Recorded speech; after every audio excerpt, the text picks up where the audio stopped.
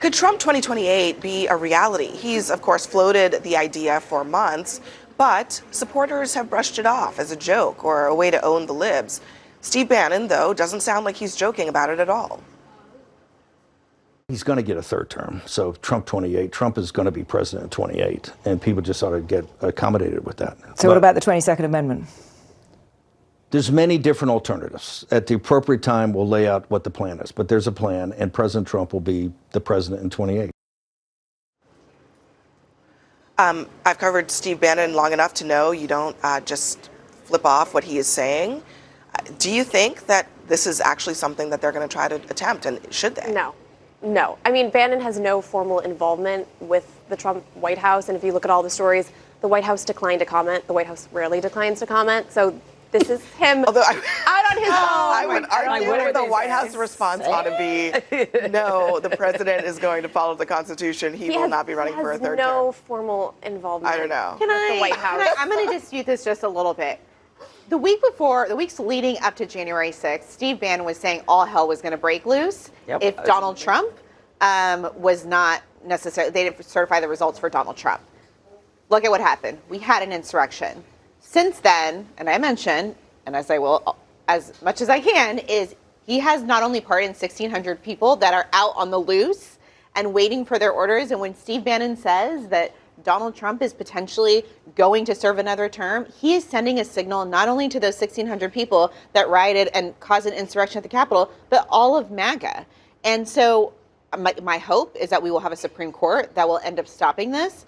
But I actually think that Steve Bannon truly believes that this is the case, and he's sending a signal to MAGA that Donald Trump should be the president of the United States in 2028. Let me play, so you brought up the Supreme Court. I'm going to play for you what Amy Coney Barrett said in an interview recently when she was asked about this issue. Listen.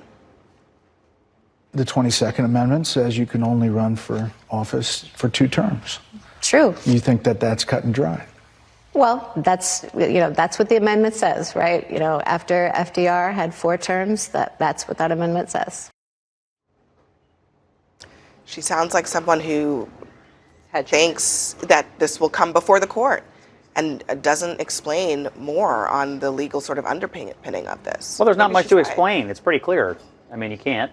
I agree. So I don't know why you would want to talk it to death. Well, why do you think Steve Bannon keeps saying this, and that Trump keeps putting the 2028 hat on the desk and all that? He keeps it in the on the hats and stuff because he's trolling his opponents, and he knows how crazy it drives them when he does these kinds of things. Bannon, I don't know. I don't know him personally. I don't know him well at all.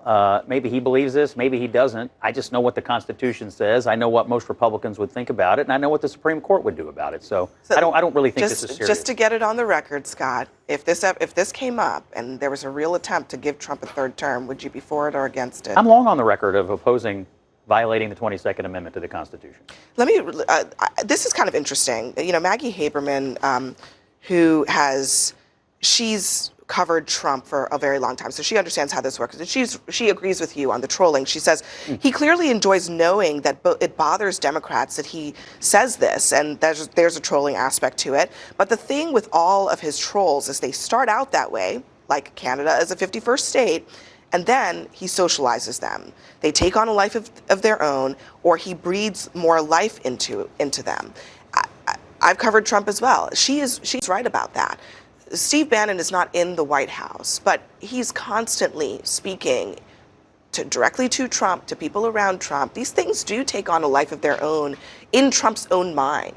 And often that is all that is needed, the permission structure, to figure out one way or another how to make things happen. I mean, they've already pretty much understood what the vulnerable points are when it comes to the institutions. As I continue to say, the institutions are only going to work if the people within them are willing to defend them. And considering that he put together this Supreme Court, and he did it for a very specific reason, because he knows the things that he tries to do that are outside the lines, that if it gets there, he understands that he has crafted the perfect scenario, and it's checkmate. And so, for people to take this seriously, I think we absolutely should. And I'm sorry, I don't understand this this game that we play with him is like, oh, when he says things that are very dangerous, he's kidding. But then when he actually does it, it's like, oh, I guess he meant it. It's like, I'm not going to play the whole what does he mean game and, oh, he's just trolling, when he has shown time and again that he's very serious about the things that he says. Well, everything is a test. Yeah. And he's just going to continually see how far he can get with everything and just see how far he can go. And yeah, considering how hard it was to get him out of the White House before, why do we think that this would be any different?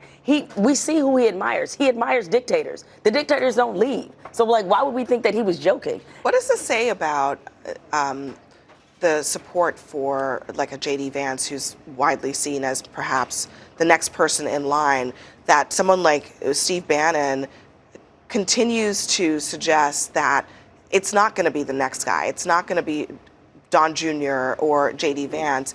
It has to be Trump.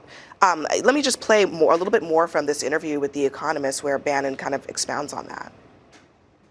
The only way President Trump wins in 2028 and continues to stay in office is by the will of the American people, okay? And the will of the American people is what the Constitution embodies. And so I think we're going to be in good hands there. We need to finish what we started. And President Trump is the instrument, a providential instrument to finish that, to finish this job. Lydia, if you're J.D. Vance, what are you thinking right now? I think he thinks that Steve Bannon is trolling. I don't think he takes this seriously the way that we are at this table. That's just the reality. And even Bannon said he thinks it's the will of the people. If the will of the people is clearly not supporting that whatsoever. The Republicans need to speak out, and I'm not sure we are going to get Republicans actually telling Trump this is not a good idea, or Steve Bannon, and I think that's Trump is not saying it's a good idea. I mean, he said just a few weeks ago, I'm not running in 20. I mean, he's it's poo-pooed a clickbait this. headline. He has poo-pooed this. But you would call up Trump if he is considering this and tell him this is a bad idea. If he asked me, I would tell him you can't do this. Well, that would be my advice. Just as I said in the first segment, let's take yes for an answer in terms of agreement at the table here from our conservative friends, and we'll see what happens. We'll see what happens. I mean, ultimately, I do think, to Jemele's point, you got to take this stuff seriously because often these words become actions, and that's what will really matter at the end of the day. Next for us, though, Zohran Mamdani emotionally stood by his faith after Andrew Cuomo seemed to suggest that he'd cheer on a terror attack, and tonight Cuomo is calling him an actor.